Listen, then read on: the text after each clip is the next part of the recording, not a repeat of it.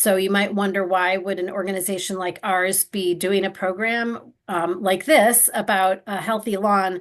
But we look at the big picture when we're looking at child and family health. And this is a subject that I've known about. I've known Alec for a while because I used to work, I worked at a nature center for many years as a naturalist, in addition to being a former kindergarten teacher and preschool teacher, and also learned a lot about issues around keeping my child safe and healthy. He had some health issues, and I needed to be very careful about what he was exposed to keep him healthy. So, anyway, I know Alec that way. Alec is from the Cleveland area, and I'm going to let him tell you a little of his story of how he came to be involved in this work. He has a lot of really valuable and helpful information to share that I've incorporated in my own life. And so we're just happy to help you. And Alec, thanks so much for doing this. I'm going to take myself off camera and mute myself, but I will be here watching the chat and the Q&A. You'll all be able to put things in the Q&A for Alec to answer um, when he's done with his Awesome. presentation. Thank you, Joan. So as Joan said, I've been in the organic lawn care business for 25 years now. Um, got out of college and didn't want to be an engineer and had learned in high school about some of the problems that lawn chemicals were causing with fish in our streams in the area. And so um, thought maybe people will be interested in taking care of their lawns, in a different way, without the standard pesticides and everything. And so started a company called Good Nature, and we've been at that now for 25 years. So I assume that everybody on this okay, let's see, how can we want to advance? Should have tested that. There we go. Okay. I assume everybody on this call is interested in trying to have a nice lawn. And or nice by whatever standards that is. And so I'm going to kind of go through how you can do that without having to resort to a lot of chemicals and pesticides. So here we go. We'll talk about why you might want to be organic, how to do it, and go over some kind of common issues and some potential issues, and kind of give you a lawn care calendar for what you can be doing right now and in the next month and over the rest of the season to try to have a nice yard. Okay, so first, so why organic? Some of these things that people are spraying, you go out to the golf course and the guy's wearing coveralls like this and spraying, and then a half hour later, first group goes out in sandals and plays golf. And so maybe one reason to try to go organic is to minimize your exposure to things that can potentially, they're designed to kill something, whether it's an insect or a weed or a fungus. The pesticides are designed to kill something. And I would normally ask this question of what you think might be going on here, but since it's kind of a one-way presentation here, I'll save you the guessing. These brown trees, this was maybe 15 years ago. What happened is a new pesticide came out to kill weeds, and they always talk about how well these are tested and how much testing they go through and how much we know about these different pesticides. But this chemical that was designed to kill weeds, it turned out also killed trees. And so there are like thousands and thousands of dead trees across the country because we didn't realize that this lawn weed killer also killed trees. And that came off the market pretty quick, but it got rebranded and now it's used to kill trees. So my point is we don't always know everything about what we're spraying. So you want to try to minimize pesticides, I think, as much as you can. So I don't know if this is anybody in the audience here, but there's a few different schools of thought. Like the nice lady in the door is not too worried about the crabgrass, and the guy in the picture is going out to do everything he can about it. So everyone kind of falls somewhere on different sides of the fence. The talk a little bit about organic. So organic, we mean there's two different kind of inputs you can put into your garden. One is stuff to feed things, and the other is stuff to kill things you don't want. So when we're just talking about feeding things, there's a difference between, synthetic chemical fertilizers and organic fertilizers. And the synthetic chemicals, basically, they are in a form that the plant can absorb. So you're feeding the plant, you're kind of bypassing the soil system. With an organic fertilizer, think like a compost or a composted poultry manure or something like that, a vegetable protein meal. Those are in forms that really the plants cannot use. And so they go down in the soil, and what happens is the microbial life kind of starts eating those fertilizers, and the microbial life gradually converts that into nutrients that the plants can use. So it results in kind of a slow release, and then it also results in increased microbial life, which is good for the soil, keeps your plants healthier. So with an organic fertilizer, you're feeding the microbes, and the microbes feed the plants. With a synthetic fertilizer, you're just feeding the plants directly. And in some ways, sometimes the salts can may cause a little bit of harm to the microbial population. So with organic fertilizers, you're making your soil healthier. I'm going to go really quickly through this, but it's basically the same idea as what I just mentioned. But when you use just by using the chemical fertilizers, you make the conditions you make it more likely that you might need to use pesticides to kill weeds, insects, and diseases. When you use organic fertilizers, you make it less likely that you will have, major problems with weeds, insects, and diseases. Just comparing the two, chemical fertilizer versus organic. Okay, so first, now we're going to kind of get into our, how to have a nice lawn organically and talk about this. First, what is the kind of lawn that you want? Each of you on this webinar might have a different idea of what is beautiful, and there's really no right answer. It's what you want. And then two, I'm going to assume for now that you're looking to have kind of what we'd call a traditional looking attractive lawn. And if that's the case, then having the right grasses, having healthy soil, having good cultural practices like how you mow and how you water. And then, when you do have pest issues, taking some natural ways to try to approach those problems. So that's kind of the recipe. So you decide what kind of lawn you want, and that's a personal thing. And then the first question would be, do grass types? So talk about grass types. Do they really matter? So how many of you on the call? I don't know if you can raise your hand that I could see, but would be happy if this was your lawn. Typically, most people are okay with this. Um, how about if this were your lawn? Doesn't look so great. It's the exact same lawn, different time of year. Here's the lawn in the fall. So in the summer, it was pretty crummy. In the fall, it looks okay. You can kind of see the different shades of green there, possibly. And what that is there's different types of grass. So some grasses turn brown in the summer, some grasses turn brown in the winter. Creeping bentgrass is one that can be kind of a weedy grass, but it's in a lot of our lawns. It doesn't like the summer. So you get patches like this in the spring. In the summer, there'll be brown patches. It's not that you have an insect or disease or anything. You just have some areas of grass that are darker green here that'll stay greener in the summer, and some areas that are lighter green here that'll turn brown in the summer. So grass types, really do matter. Generally, the ones in the Ohio that are an issue are the ones that crawl over the lawn. So they have above ground roots, and they'll kind of look like this when they turn brown. And you can kind of pull it up. It feels like you're pulling over a comb over, kind of the hair off someone's head who's combing it all the way across. It just kind of comes up, and it doesn't seem like it's really rooted down. It's because it's got above ground roots that are not deep and cause it to not be able to tolerate the heat. All right. So are there any good grasses? Yes. So these are no insect, no disease, no problem, just two different grasses side by side.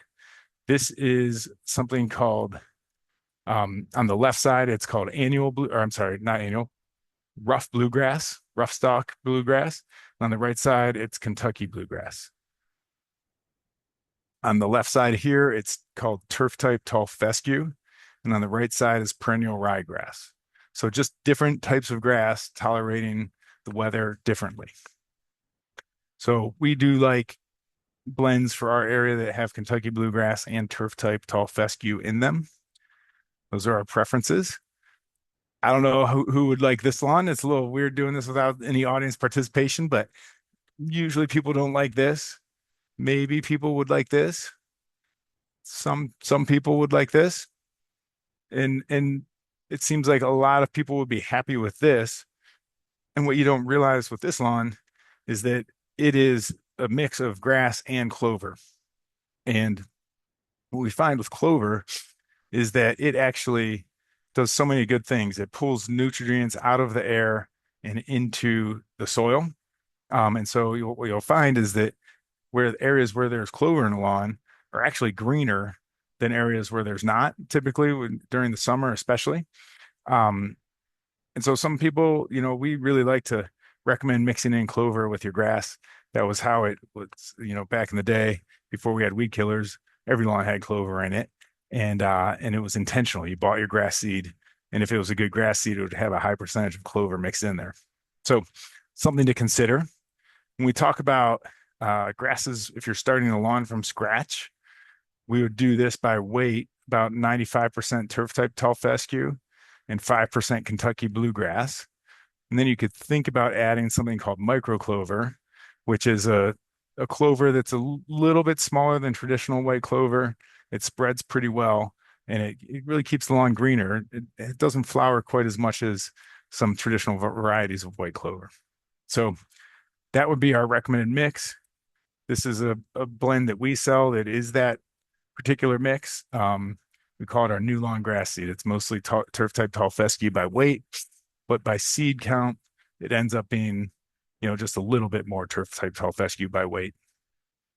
So that's what we recommend for new lawns right now in the next month. If you're out patching grass or bare areas, having some mix with perennial ryegrass in it would be really helpful. Perennial ryegrass will sprout quickly. And in the cold soil that we have in the early spring, it's more likely to get established before summer comes around. So we want a little bit of perennial ryegrass, some bluegrass, and maybe some fine fescues. We don't recommend patching areas with tall fescue because it will look like a clump of grass out of place. So there you go. That's our bare spot repair. So talk about how you get the right grasses in your lawn. One is you can just do a broadcast seeding, just to throw seed on the ground. So you got some bare spots or whatever it is, you can just throw seed down. Doesn't work very well. What we'd recommend, especially in the next month or so, get yourself one of these garden weasels and go out there and rough up the soil. You just run it over there and you can kind of see it loosens up the soil. So it goes from being a hard kind of piece of dirt that the seed's not going to get good contact with to a loosened up soil that the seed can now kind of get in good contact with the soil and has a way better chance of germinating. So like for spots like this, and when you kind of start getting into April, you want to go out there, loosen up the soil and put your seed down. That'll go a long way to preventing weeds and things from coming into those spots. This is kind of a before and after. So, your lawn looks pretty crummy after winter. Get out there, loosen it up, and put your seed down and kind of mix it in with that garden weasel. It's a great tool. Highly recommend it. Okay, another way is typically this is a little more involved.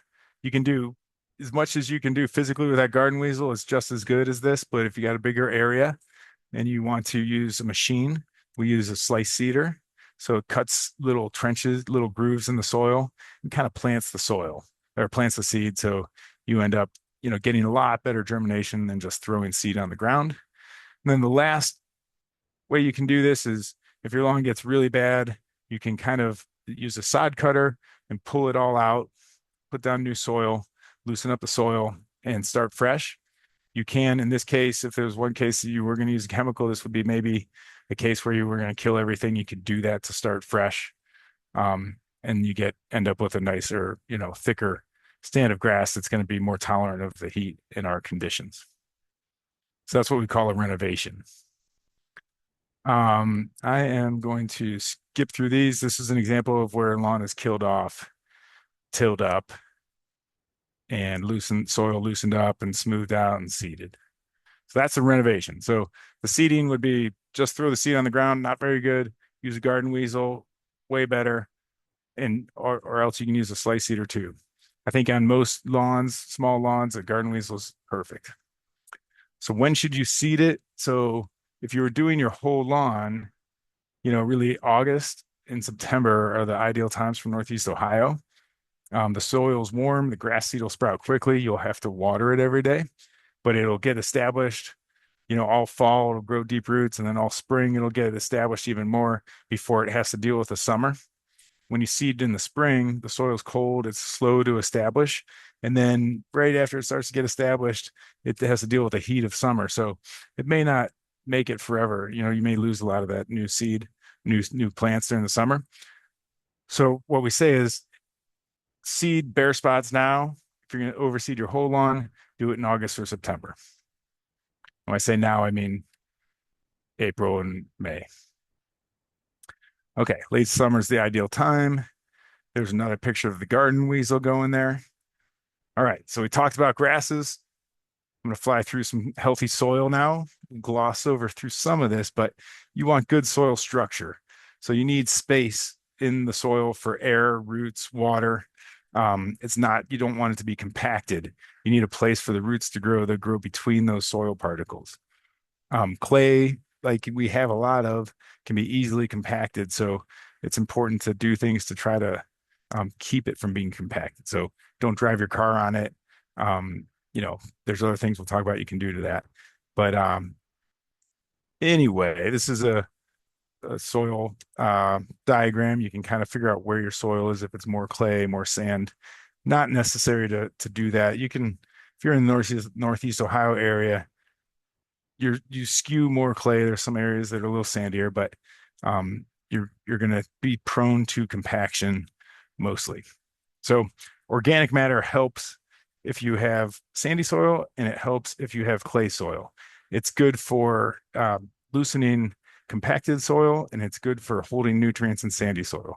So organic matter is super important. So the two issues we see with soil are thatch and compaction. We talked a little bit about compaction. Thatch is basically, everyone thinks it's grass clippings that you cut and that lay on the top of the soil. But really what it is, it's kind of a layer of dead roots and stems that sits between the top of the soil and the grass plants. And it turns into like almost like a sponge. When you're trying to put water on a sponge, there's a period of time where it just bounces off of the sponge. And then eventually when it gets wet, it soaks it up. But when you have a lot of thatch, it really makes it harder for the rainfall that we get to make it down into the soil. And it's a great home for insects and disease. So the more thatch you have, the more your lawn's gonna be prone to insects and prone to disease. And the more synthetic fertilizers you go out and buy like a quick release synthetic fertilizer, the more you're going to stimulate thatch production and the fewer microbes you're going to have to decompose it. So using organic fertilizers will help keep you from getting that problem where you have a lot of thatch. It'll help keep your lawn from becoming as vulnerable to insects and diseases. So this is compaction. We've talked about it a little bit. We'll kind of run through it quickly, but I think we've covered it pretty well. So when we talk about improving soil, you can do it physically. You can use biological methods, and you can use chemistry. So the physical methods, one thing that you'll see people doing in the spring is something called thatching or dethatching. You go out with a machine and they try to kind of do this and create a lot of clippings. And I would say that mostly it's not worth it. It might kind of clean up some stuff, open up for some air to get in there a little bit, but you're never going to, if you have a lot of thatch, you're never going to remove enough of it with this to make a difference. It's way easier to let nature do it for you. So one thing you could do alternatively is use a core aerator. You've seen where they poke those holes and you get those little goose turd looking things. And what that will do is it will solve the immediate problem. It'll let water and air and nutrients get down into the soil where you need it. And those cores that get pulled up to the surface will have microbes in there that on their way back down will decompose some thatch. So that's probably a better way to physically try to remove thatch than to do dethatching. All right. It also is helpful to balance your soil chemistry. I'm not going to go crazy on this, but there's certain nutrient levels where you get them in balance and your microbes will thrive and you won't end up with a lot of thatch. I'm not going to go crazy about that. But we'll talk about biology. So you probably can tell we're looking at a worm here, right? We've got um, this guy and worms are doing a few things. One, it's making a tunnel here, which is creating space. As soon as this worm evacuates this section, it'll be a great place for these roots to grow into, for water to kind of work its way down in the soil for. And the other thing it's doing is it's leaving its poop on the surface, which is just amazing fertilizer. So worms are good. We were in a trial at one point with a golf course to do an organic alternative to their fungicides. And everything worked great except for they had all these little spots on the surface of the green where their mowers were like rolling over these worm turds and creating like little teeny little, quarter-sized dirt spots. And basically they didn't want worms in their golf course because it's not good for their putting green, but they're really good for your lawn. So you want that. Um, like I'm not going to read all this, but worms in a lawn can dig 250 miles of tunnels per acre. They can be acre of soil can be home to 500,000 earthworms. So these are great for your lawn. Maybe in the woods they can be a little bit out of control, but they're really good for your lawn. Hey, There's Alec, other, yes, can I ask a quick question? sure, I know there's like native worms and then there's non-native worms. And so can you just, I don't know if there's any yeah. cautionary notes about that. I wouldn't advocate for bringing any worms in, but there's not a whole lot that, once they're here, there's not a whole lot that I think we're going to do um, to uh, it's basically you want to be careful kind of buying worm compost that maybe still has worms in it or buying worms to do your worm compost and then throwing them out in your yard. Like I would just kind of let whatever shows up in your yard be there. Okay. Um, and Thanks. you're not going to like go around picking out worms to find non-native ones, but yeah, there can be they're a very powerful creature. They happen to be very good for your lawn. Sound good? Then there's Great. going on. There are products out there that can help loosen soil. Here's a couple. One of them is the one on the right is enzymes and microbes that help to decompose thatch, and the one on the left is a plant extract that helps water and everything move into the soil better and help it, be a little bit less compacted. Okay, so that's our soil, our crash course in science. I'm going fast through this so I can get you through kind of a typical year. Now we go with cultural practices. This is probably one of the most important things we'll talk about. Just mowing your lawn correctly is probably the most important thing you can do to keep your lawn greener. And one reason is that when you mow it higher, the roots tend to be kind of a mirror in the soil. So the higher you mow, the deeper your roots will be, generally speaking. The higher you mow, the fewer weeds you have.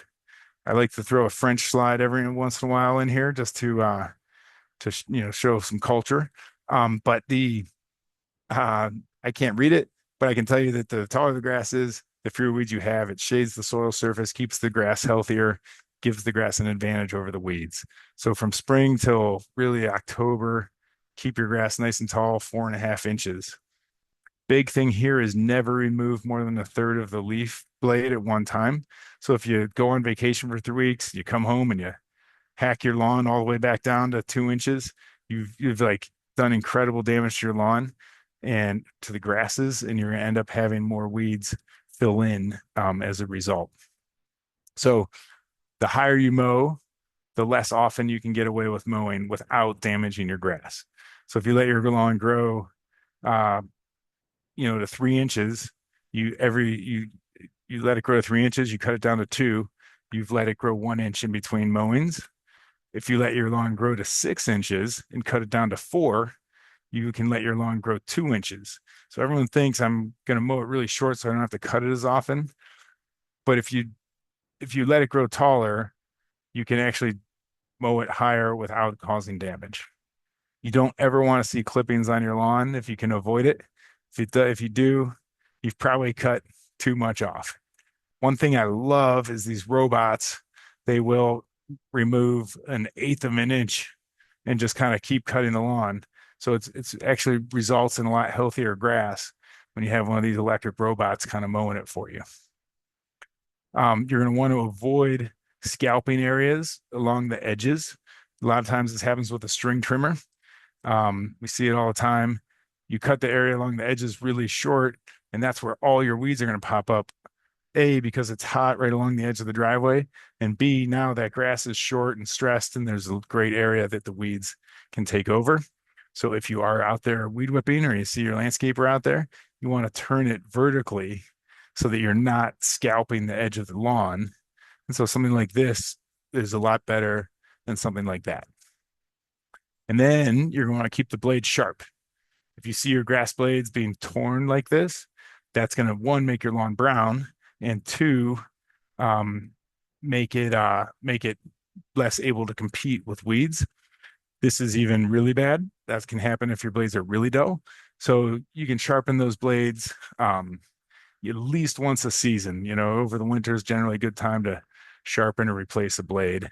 Hardware stores will often do that for you. That's a big thing, makes a big difference. In the fall, when you get some mowing, just mulching your leaves is a great thing. Sometimes you have to go over it a few times, but before you rake or blow your leaves, run over them with a lawnmower a bunch of times. And then after you do that, then you can rake and you'll end up with a way smaller pile. And a lot of those chopped up leaves will now improve your soil. Okay, so I said about 4 inches, 4.5 inches during the season. As you get into October, the grass kind of stops growing. Lower it down gradually. Don't just stop mowing. Bring it down to about 2 inches by the end of the year. And that'll help keep it from having too much winter damage. Quick bit on watering. Basically, the moral of the story, deeply and infrequently. So in a perfect world, you'd water, maybe you won't water at all, but if you are going to water once a week with enough time to fill up a tuna can. So we call that 1 inch of water. Maybe you might do that instead of filling up a tuna can in one session a week. You might fill up half of it one day and half of it another day. But that you wouldn't want to water more than twice a week. And basically, yeah, this is just showing that if you water daily a little bit, you get a lot shallower roots than if you water it deeply and infrequently. One thing just to show here is that these are some test plots we do, and we keep the areas between our grass plots empty, clear. But in the summer, they always fill in with annual grass like crabgrass. But you can see there's no crabgrass where the grass is thick. It just fills in where it's empty. All right, I'm gonna just give you a sample program for what I would call the good lawn, which is not the perfect lawn and it's not the uh, you know, totally freedom lawn. It's kind of like, hey, this is going to fit in my neighborhood. Maybe it won't be the greatest lawn on the block it's not going to be weed free necessarily or anything, but it's going to be nice and green and look good. So sample plan here in the spring, you're going to put down an organic fertilizer and seed the bare spots. So we talked about that garden weasel. There's a lot of good organic fertilizers out there. This is one that we make. It's got corn gluten meal in it, amino acids. It's a good organic fertilizer. It'll make your lawn kind of start to grow to compete with the weeds. Um, but there's lots of other good ones out there. This is the kind of thing you put down with a spreader. So you put it in a spreader and you spread it around the yard. That's basically that. The garden weasel again is what we do for grass seed. So loosen the soil and spread the grass. Okay, then when we get to kind of later in the spring, that granular you could be doing in March. Later in the spring, kind of April and May, when you mow, you want to mow it kind of high.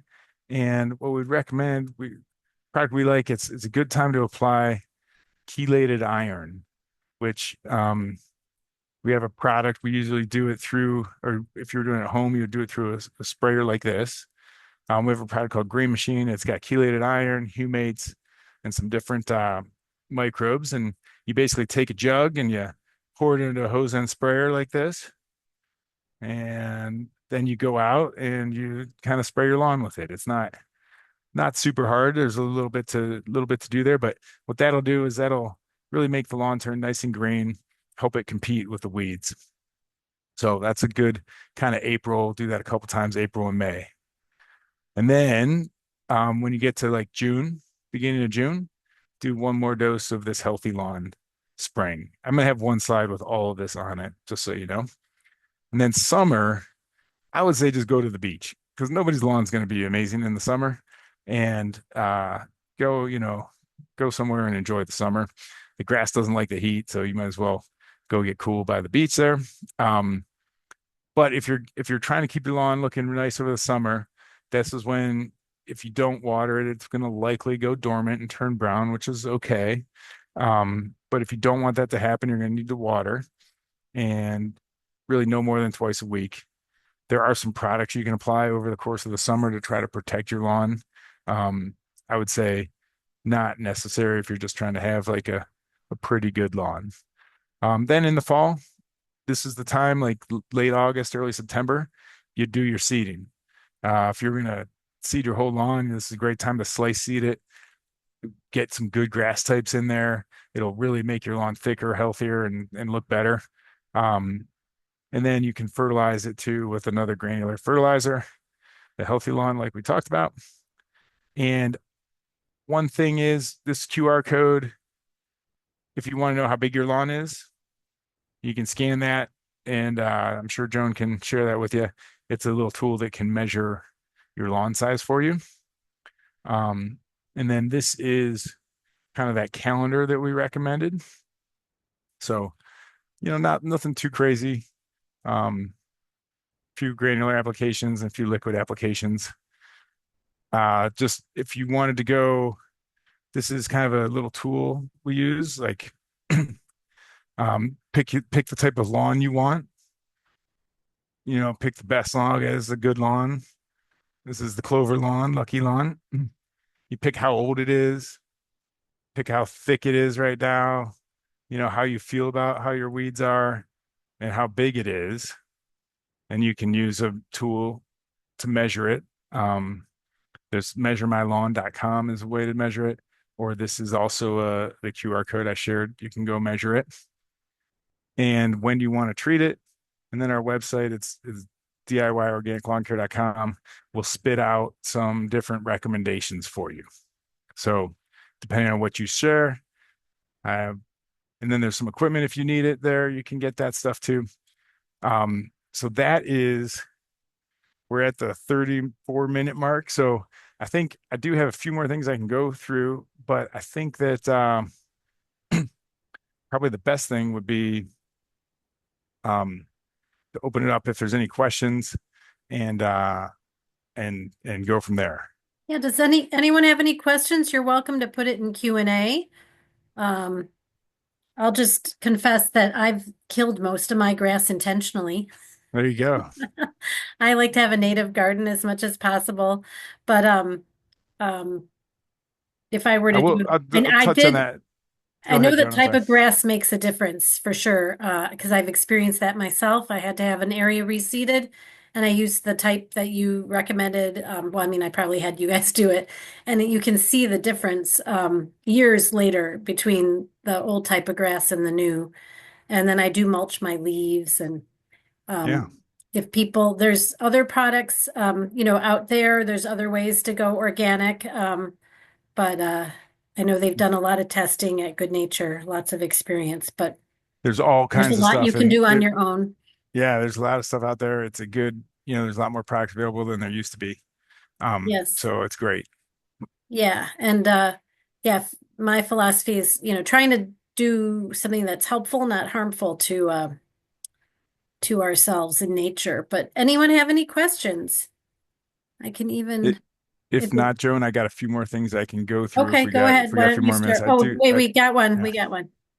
For low spots where water pools and the dog tears up, what do you recommend to put down before seeding? Yeah, that's dogs and low spots are can be tough. I mean, so one, you may have ultimately the solution might be drainage. If it's that low, if it's that big, sometimes you can get kind of a topsoil where you can fill the low spots and grade it in a way that the water runs off. Um, if you do that, it is helpful to try to kind of loosen the soil where they meet, so before you put down new soil, even core aerate it a little bit, poke some holes in it so the new soil can kind of mix with the existing soil. That can be helpful. But low spots where the water pools is kind of try to level it with some new soil. It's tough. You'd want to use if you got a dog out there, waiting for grass seed to sprout. It can be muddy. It can be tough. But if you can keep the dog off that area for a little while, uh, that's what I do is try to fill the low spots and put some grass seed down. Alternatively, you can get some sod, which would give you kind of an instant lawn. You don't have to deal with the mud. Generally, that's not a long lasting fix, the sod. Hopefully that helps. All right, go ahead and share your other stuff. And if people have questions, please put them in the Okay. Q&A. All right. So we'll keep going here. Let me close this. So a couple things. If I can get to this. Where are we? Okay. All right. So some just different weeds I figured I'd go over because Mm. depends what you want. Like, so a weed is a plant growing where you don't want it, right? So if you don't mind it, then it's not a weed. There are some plants that naturally grow in low quality soils, and sometimes I think of those as weeds because they're kind of an indicator that your soil stinks. But so we know this one. This is a dandelion. It can be viewed as beautiful or not. Um, if you keep your lawn healthy and do kind of the program we outlined, you'll end up without having a lawn full of these. You may have some, which is maybe okay. Just clover, we love. Like I said, recommend trying to promote it rather than get rid of it. This is ground ivy or creeping Charlie. It's in the mint family. There's some natural things you can do to try to slow this down. We use a nutrient mix for that. Uh, you can use like a 20 mule team borax mix. There's some stuff on the internet for that. This one is annoying because you walk around and you get your feet pricked. The thistle can have a really deep root system, can be difficult to get rid of, but uh, kind of thing that if you get a good little tool to pluck it with, that's something that you can use. There's some products out there too. We'll talk about this one. If you see wild violets, beautiful plant.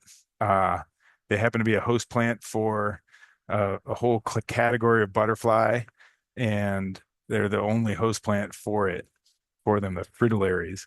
And so people try to get rid of these. They're hard to get rid of, even with chemicals. I would say just enjoy them. Think about all those weeds I just showed or plants I just showed. They're all perennials. They live all year, so they're not going to die. They'll just hang around year after year. And with perennials, like with those thistles I showed, a tool like this can be super helpful. With that ground ivy, if you don't like it, this boron kind of mix can be very helpful. This same thing, this is a product called Lawn Weed Brew, which is a chelated iron product, and it kind of slows down those dandelions. You know, ground ivy using something like that or a boron mix can really slow down the ground ivy and give the grass an advantage. So that's some perennial weeds. Then we talk about a whole another pile of weeds here. We got some annual weeds. Got some black medic, some oxalis, some purslane, and these can be annual or perennial depending on where you are. In our neck of the woods, Northeast Ohio, they're typically annuals. Um, we've got our spurge and our purslane. And this purslane is actually high in omega 3s, very edible as long as you're not putting bad stuff on your lawn. The This is young crabgrass growing and more mature crabgrass. And these are all annual weeds. And the thing about annual weeds is that what you try to do with them is just prevent them. Having a thick, healthy lawn, having mulch in your mulch beds, those kinds of things can help prevent annual weeds. Um, and if you do have weeds in your mulch beds, there's products out there. One we use more of now is called um, Captain Jack's Organic Dead Weed Brew. But there's a lot of different like fatty acid kind of materials out there. And then I think that's probably, I'll just show you just a few different insects here. So one school of thought is, hey, the only good bug's a dead bug. And that is definitely not true. So I want to show you an example. Here's big-eyed bugs. They happen to look just like a bug called a chinch bug, but they are a predatory bug. They eat chinch bugs. Chinch bugs cause problems for your plants. Big-eyed bugs protect them. You look at a lawn and you see big-eyed bugs running around, you don't know what they are. You might think, oh, I need to put an insecticide down. But really what you're doing is you're killing the good guys that are going to take care of it for you. Um, Lightning bugs are awesome. They feed on all kinds of insects and they're super cool. For grubs, a good solution to try to minimize grubs from tearing up your lawn is something called a beneficial nematode. So nematodes are kind of a microscopic um, worm that you can't see, but they basically feed on the grubs, and they'll more nematodes you have in your soil, the fewer grubs you'll have in your soil. A few other things: we use garlic to keep mosquitoes out of your yard. Um, Neem oil can be a helpful ingredient. And then this one, if you've ever poured salt on a slug, you know what happens. It dehydrates it. Just you don't want to put that on your lawn because that'll dehydrate your microbes. Putting compost down and healthy, good organic matter is the way to go. And that is basically got me through it. So that's all I got. Look at that. Yay. 2 minutes to spare. Very good. Yeah, so the idea is to try to feed the beneficial the microbes in the soil. So you're trying to make healthy soil to feed the plant. That's kind of the idea, right? And then shade out the weeds. Um, Yep. does anyone have any more questions? If you thought that was helpful, did you learn anything new? You could put it in the chat. Um, I hope a lot of this information was helpful because I think a lot of people don't know about mowing high. Uh, it's Mow mow, high, mow high, mow and how often. Yeah. often, but more often than you don't Yeah. want to have a huge period of time between mowing because then you're taking off too much of the grass, having sharp blades, watering properly. Yeah, so even though Alec has a company that does this and he sells products that you can buy, he does when he's done these presentations, it's not an ad just for his products. There's other ways, just things that you can do, like he said, through your habits and the culture um, to make things better. But and Alec, if I'm correct, I think your website has helpful information on it, whether you're going to purchase anything or not. I Yeah, for feel sure. like I've looked For at it. sure. Yeah. Yeah, for sure. So some of this information's explained there. Um, Yeah, and we're happy to help people too. Like it's not, if you're on a journey, like, hey, we like having helping people with their yard. So if you have questions, I'm happy to see what I can do to help you. yeah. And any other comments or questions? Did folks find that helpful? If you did, you could just put it in the chat, just so we have some idea. I'm hoping you learned something new. And Well, I know. Joan, thank you for having me. I'm gonna Thank go you. go Thank go you. Oh, yes, take you my have to daughter to go to volleyball. your yeah. But Thanks so thank much, you. Alec, and thanks everyone for joining us. Again, good luck. I tend to have lots of garden, but it's nice to have healthy grass that's safe for your family. So and for the pet, all the little Yeah. animals. All these principles apply to those gardens too. Feed Right. what you want. Exactly. It's the Don't truth. focus on killing what you don't Right. want. Right. All right. Exactly. All right. Hey, Thanks thank you. again. Have a Thank great you, evening. everyone. Thank you for Take good joining, guys. care. Okay, Yeah. bye. Thank you. Bye.